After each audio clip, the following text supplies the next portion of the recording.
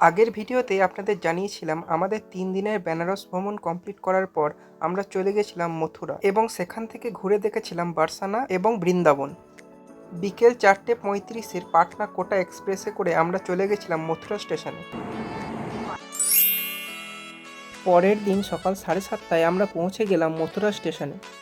Overbridge থেকে বেরিয়ে আমরা চলে এলাম মথুরা স্টেশনের বাইরে। এরপর অটো স্ট্যান্ড থেকে অটো ভাড়া করে আমরা চলে গেলাম গোকুলে রমন রেতি দেখতে। গোকুলে নেমেই আমরা দেখতে পেলাম এই সুন্দর মন্দিরটি এবং এখান থেকেই যমুনার সুন্দর দৃশ্য দেখা যায়। এই জায়গাটির নাম নন্দভবন।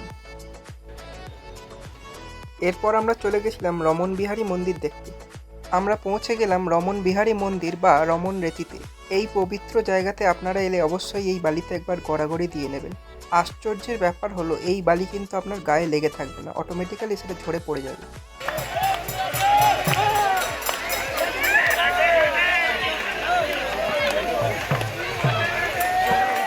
হাতিটি এই মন্দিরে শ্রীকৃষ্ণের আরতিও করে। দেখে নিন মন্দিরের ভেতরের দৃশ্য এবং শ্রী রমন বিহারীজিকে। গোকুল থেকে বেরিয়ে মথুরা এসে আমরা চলে গেছিলাম বারসানা। বারসানা পৌঁছে আমরা ছিলাম ভাইয়াজি গেস্ট হাউসে।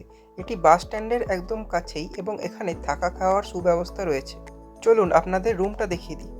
রুমটি ছিল অনেকটাই স্পেশিয়াস এবং এই রুমে অ্যাটাচ বাথরুম ছিল না। রুমটি গ্রাউন্ড ফ্লোরে ছিল এবং নন এসি ছিল। ভাড়া পড়েছিল 700 টাকা। ভাইয়াজি গেস্ট হাউসের রুম, এখানকার লোকেশন এবং এখানকার খাবার আমাদের খুবই পছন্দ হয়েছিল। লাঞ্চ করে কিছুক্ষণ রেস্ট নিয়ে আমরা চলে এসেছিলাম বারসানা রাধারানী মন্দির বা লাডলিজি মন্দিরে। মন্দিরটি থেকে পুরো বারসানার একটি অসাধারণ ভিউ পাওয়া যায়। ভাইয়াজি গেস্ট হাউস থেকে লাডলিজি মন্দিরের দূরত্ব পায়ে হেঁটে 1.2 কিলোমিটার। আমরা হেঁটেই এসেছিলাম।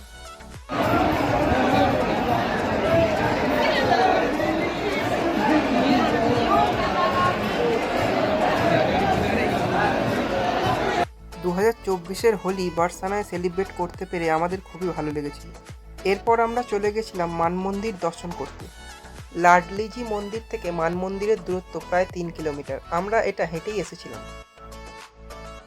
এবার আপনারা দেখে নিন মান মন্দিরের ভেতরের দৃশ্য।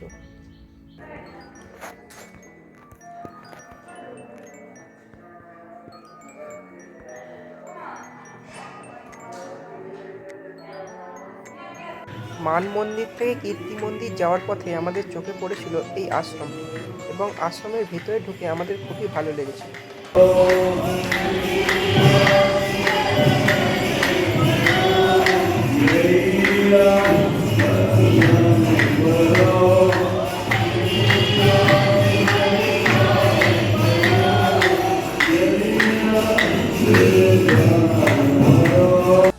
এরপর টোটো করে আমরা চলে এসেছিলাম কীর্তি মন্দির এবং দেখে নিয়েছিলাম কীর্তি মন্দিরের সুন্দর দৃশ্য।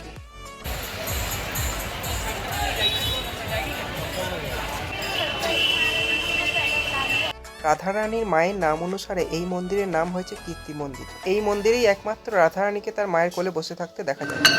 আপনারা কীর্তি মন্দির যাওয়ার আগে এই টাইম টেবিলটা অবশ্যই একবার দেখে নেবেন। দিনের বেলায় কীর্তি মন্দিরকে দেখতে এরকম লাগে।